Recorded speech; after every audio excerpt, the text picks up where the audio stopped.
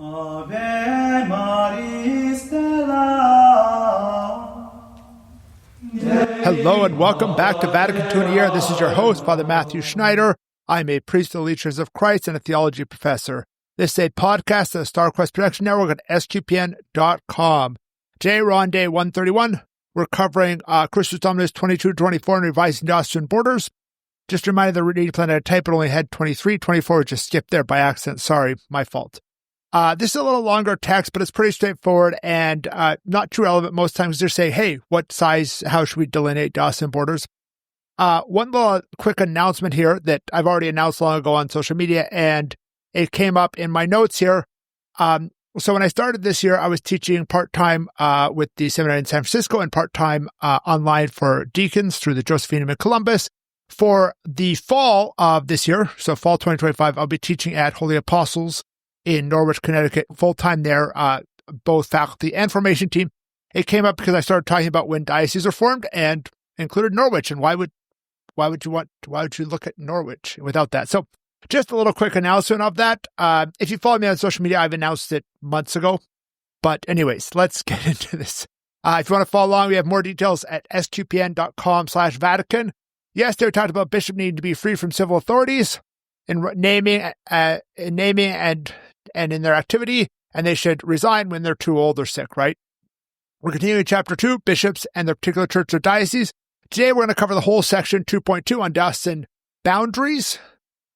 This is, or diocesan borders. This is about diocesan borders. So like how we delineate dioceses, right? We're going to talk about today about how diocesan borders matter, and they should be set up following the people, and populations, and we should be concerned for other languages and other rights in diocesan structures or dioceses. So it has 3 paragraphs, right? So paragraph 22 talks about the need for the diocesan border. 22a is the need for clarity on those. B is should distribute the clergy and religiously. This is especially important when you're splitting or joining dioceses, while splitting even more so. And then C, figure out the best practical way in different circumstances. So let's read. We're going to read them all together, then comment for this. So let's read it. A, for a diocese to fulfill its purpose, the nature of the church must be clearly evident to the people of God who constitute that diocese. To this end, bishops must be able to carry out their pastoral duties effectively among their people. Finally, the welfare of the people of God must be served as perfectly as possible. B, all this demands then a proper determination of the boundaries of dioceses and a distribution of clergy and resources that is reasonable and in keeping with the needs of the apostolate. All these things will benefit not only the clergy and Christian people involved, but also the entire Catholic Church. C, concerning diocesan boundaries, therefore, this sacred synod decrees that, to the extent required by the good of souls, a fitting revision of diocesan boundaries be undertaken prudently and as soon as possible. This can be done by dividing, dismembering, or uniting them, or by changing their boundaries or by determining a better place for the Episcopal See, or finally, especially in the case of dioceses having larger cities, by providing them with a new internal organization. So, right, this is what we need. We need clear boundaries, what's in this diocese, what's in that. This wasn't the case historically. Today, we look at a map, we have very clear boundaries of every state. You can find very easily Wikipedia diocesan maps of every diocese in the U.S. and things like that, right? And, some dioceses, especially in Europe, trace back to that time, and it was just like kind of this city and the kind of the Duke's realm around there or whatever else, right? And this is not usually an issue in Canada, US, Australia, places like that, because we tend to follow civil boundaries like counties or state boundaries, or natural boundaries like rivers, right? So, and this clarity helps pastoral ministry. We need that clarity to know, hey, what's in, what's outside the diocese, things like that, especially things, with, let's say, an example I did when I was a religious brother. We were looking for a youth camp between 2 cities, right? To rent out to have like a weekend camp for young men in middle school boys, right? And we were using one camp and it was one diocese, but then we got another camp only a few miles away and it was in the neighboring diocese, right? Because it was right near the diocesan border. And the thing is that those kind of things, like, it needs to be clear. So it's like, which bishop do we check to say, hey, we're going to celebrate Mass, at this campsite? One was a secular camp, one was a Protestant camp, so it wasn't like a place that had a Catholic chapel, right? So as a priest, the priest who was with me needed permission from the bishop to celebrate Mass outside of a Catholic chapel, right? And And then, you know what, the diocese is the right size for clergy and resources.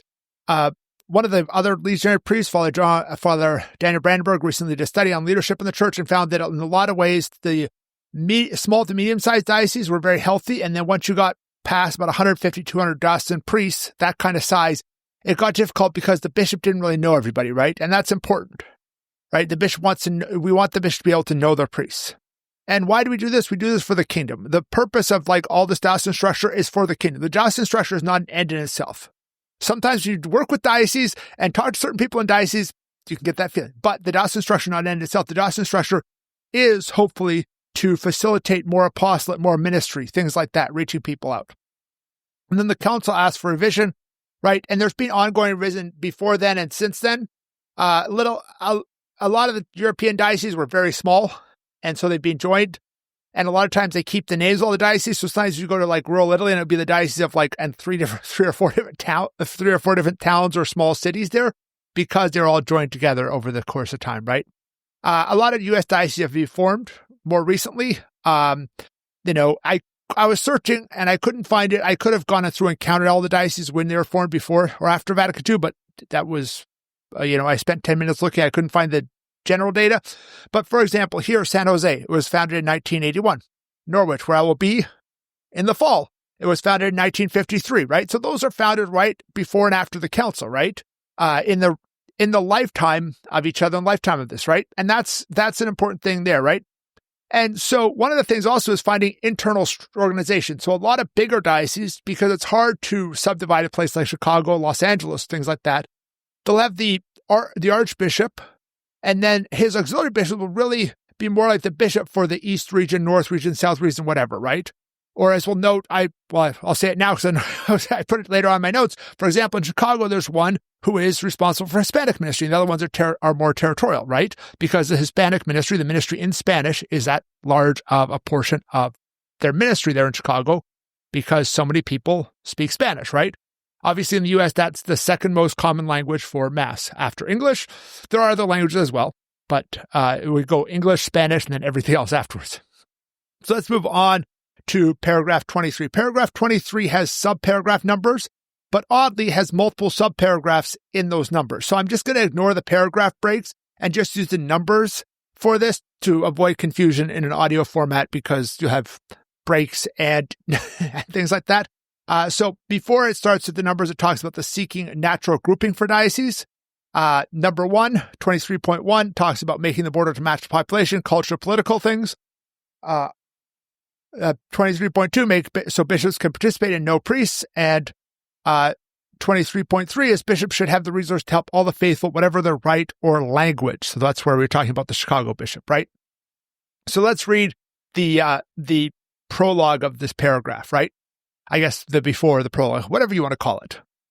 In revising diocesan boundaries, first place must be accorded to organic unity of each diocese with due regard to the personnel, offices, and institutions which form, as it were, a living body. In individual cases, all circumstances should be carefully studied, and the general criteria which follow should be kept in mind, right? We want that natural group based on the criteria below. We have all this criteria. And so how do we form a diocese? How do we decide this is this diocese and that's that diocese, right? So, for example, here in San Francisco Bay Area, you have San Francisco, Oakland, and San Jose, all pretty large dioceses, mainly right on the bay. And then you have Santa Rosa, which I think the top tip of the bay is actually in Santa Rosa, even though that there's not a huge population right there on the water there. So, and that diocese is a little further north mainly, right? So, but that's the main idea. So now moving on to 23.1, making the border match population, culture, and political boundaries.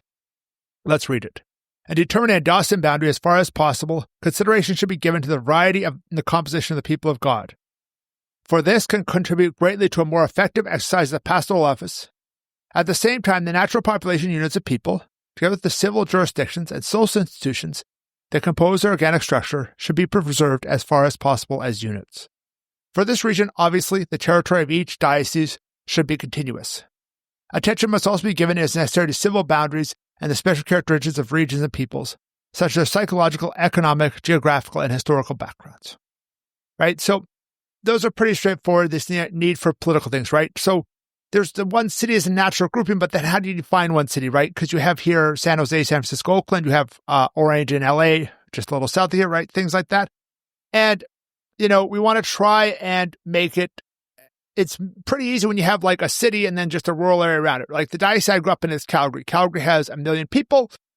Edmonton's the diocese north of it, and everything else is like provincial or Canada-US borders. And Calgary has like, metro area has like 1.5 million people, and the rest of the diocese has like 500,000 people or something, right? So it's very concentrated there, and it's very, very clearly that's the center. But then you get to somewhere like the Northeast Corridor, where you have almost a continual population all the way from Boston all the way to DC. Like, obviously, that can't be one diocese. And generally, the U.S., we follow state lines, and so it's kind of how do you determine that within that, right? It's a challenge.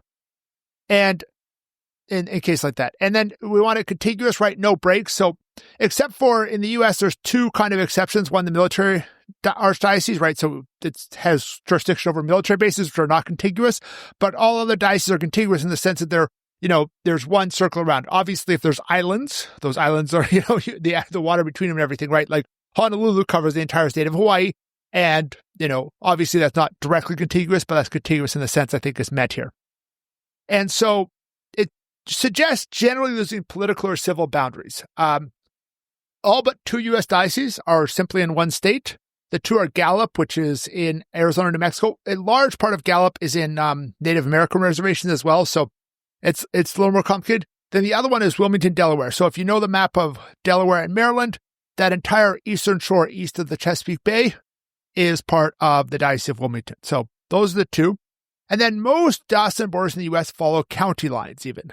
There are a few exceptions, like in Indiana, St. Meinrad is still in Indianapolis, even though the rest of that county is in, I think it's Evansville, whatever the other diocese is in southern Indiana. And then I think it's Nebraska, it follows the river, and not every county breaks the river, things like that. But it generally follows county lines, right? And there's actually 4 dioceses in the country that are exactly one county, which is San Jose, Orange, Bridgeport, and Worcester, Massachusetts, right? So they're all kind of what you'd think of as just outside the city that's more famous there, right? Like, but anyways, that's the idea, right? And so those are the kinds of things we have. So that's how they've chosen to make dioceses here, right? I think Canada is very similar. There's one diocese that includes Alberta and part of the territories, but otherwise they tend to follow those lines of the counties or municipal districts or whatever they have. So let's move on to 2. Make it so that bishops can participate and know their priests, etc., right? We're going to go a little over 15 minutes here. I'm just looking at the clock. But anyways, let's read 2. The extent of the diocese and the number of its inhabitants is greatly such that, on one hand, should generally be such that, on one hand, the bishop himself, even though assisted by others, can officiate pontifical functions, make pastoral visitations, faithfully direct and coordinate all the works of the apostle in his diocese, and know well his priests, and also religious and lay people who are engaged in diocesan projects. On the other hand, an adequate and suitable area should be provided so that the bishop and clergy, mindful also of the needs of the universal church, can usefully devote all energies to their ministry, right? So this idea of the bishop knowing the priest, and also that kind of natural grouping, and the bishop leaving space. One of the other things here that can be a challenge in these is that certain areas of the country or certain areas of a metropolitan area are the richer and poorer areas, right? So so if you divide it too much, you have like the rich diocese and the poor diocese right next to each other and things like that. And, we do have a good thing that, having a diocese covering a city, the more wealthy people in the city are probably more likely to donate in that same diocese to help out the poor parishes and things like that, right? So that's a good thing in the church. So let's move on to paragraph 3, which is has 3 sub-paragraphs, and each one of them is almost its own thing. But let's read. And it's on bishops should have 3 resources to help all the faithful, whatever rite or language. Let's read it. Finally, in order that the ministry of salvation be more effectively carried out in each diocese, it should be considered a general rule that each diocese have clergy in number of qualifications at least sufficient for the proper care of the people of God. Also, there should be no lack of offices, institutes, and organizations which are proper to the particular church and which experience has shown necessary for its efficient government and apostolate. Finally, resources for the support of personnel and institutions should be at hand, or at least prudently foreseen in prospect. For this same purpose, where there are faithful of a different rite, the diocesan bishop should provide for the spiritual needs either through priests or parishes of that rite or through an episcopal victor endowed with such necessary faculties. Wherever it is fitting, the last name should also have episcopal rank. Otherwise, the ordinary himself may perform the office of an ordinary of different rites. If for certain reasons these participations are not applicable in the judgment of the Apostolic See, then a proper hierarchy of the different rites is to be established. Also, where similar situations exist, provision should be made for the faithful of different language groups, either through priests or parish of the same language or through an episcopal vicar well versed in that language. And it needs to be having the episcopal dignity or at least some other more appropriate way. Right? So there's this three-part, right? That idea to have the clergy and resources for the mission, pretty straightforward, pretty clear, I think. And that idea that we want a diocese to have the resources to do it. They need to have certain offices and things like that.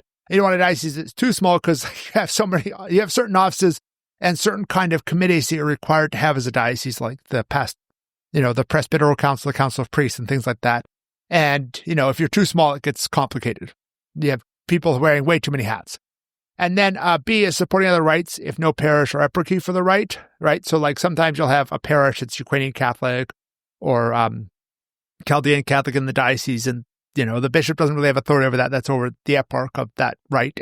But other times, the bishop still needs to help provide something for them. Like I know here in San Francisco, there's like a Russian Catholic mass once a week, I think, or at least once a month, somewhere up in the Archdiocese of San Francisco. Somebody was telling me about it, right? So those are the types of things that happen. And then we obviously need different languages. This varies by time and place. Obviously in the U.S., we have Spanish is by far the most common after English. And then some places there might even be more mass in Spanish than English in some dioceses. It wouldn't surprise me in the U.S. Just because so many of the Hispanics are Catholic, and of the non-Hispanic population is a much lower percentage who are Catholic. And I mentioned Chicago Auxiliary before, and then often individual parishes, right? And it's important here to remember things we might not think of as languages, but really are languages. For example, ASL, American Sign Language, is a language. So we need to provide for that language group. So paragraph 24 is a little quicker. It's just about establishing eparchies for other rites and how to do it like with the Episcopal Conference and things like that. So let's read it. In order to bring about the change and alterations the diocese set forth in Numbers 22 and 23, the two we just read, and leaving untouched the discipline of the Oriental churches, it is desirable that the competent Episcopal conferences examine these matters for their respective territory. If deemed opportune, they may employ a special Episcopal commission for this purpose, but always taking into account the opinions of bishops of the provinces or regions concerned. Finally, they are to propose a recommendation that desires the Apostolic See.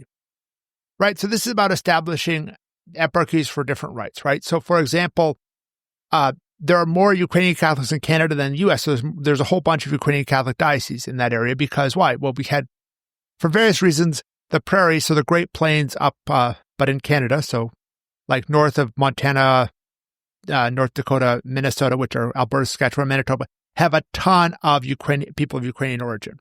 And there's a lot of Ukrainian Catholics and Ukrainian Orthodox there, right? And so we have we have eparchies for those Ukrainian Catholics, right? It's a good thing. And we want to preserve that Eastern tradition, preserve those rites, those parishes, and to the degree possible, right? And it says, hey, the Episcopal Conference should check on this. So like, once there's a certain number of new rites in the U.S., then the USCCB might say, hey, Vatican, hey, Pope, we think that we should have a diocese for, I don't know, whatever else, this of the other independent churches, right? So like we're talking with Father about the Chaldean Church, like over a month ago, but those type of things, right? So thank you for listening to this episode of Vatican II in a Year. This is a listener-supported podcast. You can donate to help StarCross produce and other great podcasts at sqpn.com/give. You can give one-time, monthly, or join the StarCross Patreon. Tomorrow, we're going to continue with the next paragraphs of Christus Dominus 25-26 on coadjutor and auxiliary bishops. Please join us then to learn more about Vatican II, which provide a blueprint for the Catholic Church. Go to sqpn.com/Vatican, frmatthewlc.com/Vatican, or Vatican SQPN on Facebook and X for more information on the podcast, such as playlists for individual documents and a reading plan. Amen.